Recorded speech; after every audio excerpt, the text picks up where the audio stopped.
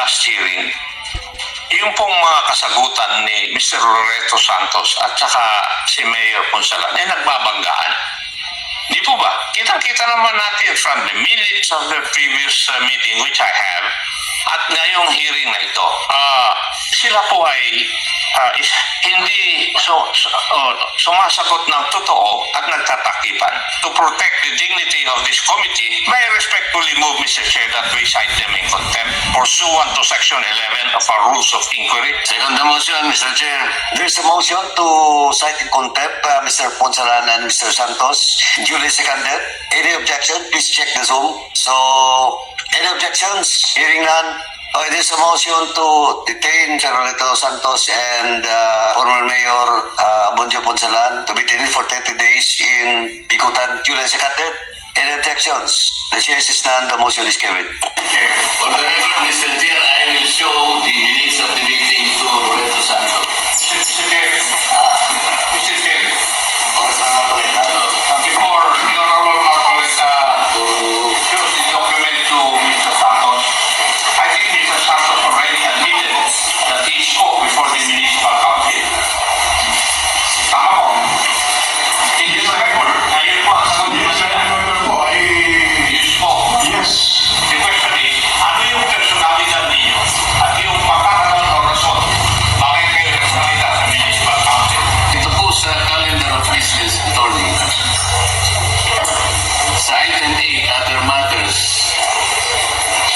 ay meron pong appearance si Mr. Loreto P. Santos representing the office of the mayor. Ito malinaw po.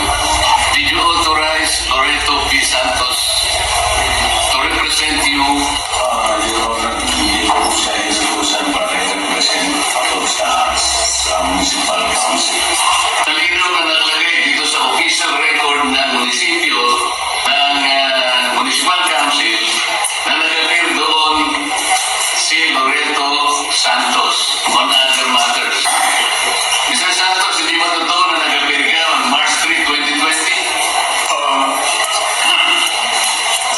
Hindi ko lang po masiguro kung March 3 nga po. There was a time, Ito nga, kaya pinakikita lang namin ang bibigay. yes, but there was a time na nag-appear ko sa... Ito nga lang, March 3, 2020 ang sinasabi ko. Ito. Ang sabi ni Mayor, hindi ka rin na inutusan. Pamitando ka. Ang nag-appear po ako sa isang session dahil po ito yung meron akong complaint na i-discuss sa council against Mayor former or late Mayor Mo. Yun po yung Mr. Santos, teka muna, tinatanong ko sa iyo, ang nakalagay dito, your appearance is to represent the office of the mayor dito sa calendar of business. Pagkatapos, dito sa minutes ng meeting, ng regular session, ipakikita ko sa iyo kung ano ang pinagsasabi mo rito. For example, ito page by page, sabi mo rito, you are good that you can speak before the Sanggunian because you were authorized by the mayor. Ito nakalagay rito. Sabi ni mayor, hindi ka niya in-authorize. Sino nagsasabi ng totoo sa pagitan yung dalawa? Didinay mo ba ito ngayon?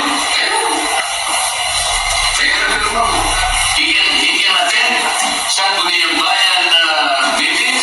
He can attend Sangguniang Panlalawigan meetings. Tama naman po yung motion kanina ng aking kasama dito sapagat exasperated na kami rin na. Doon sa Committee on Land Use, Zoning, Housing,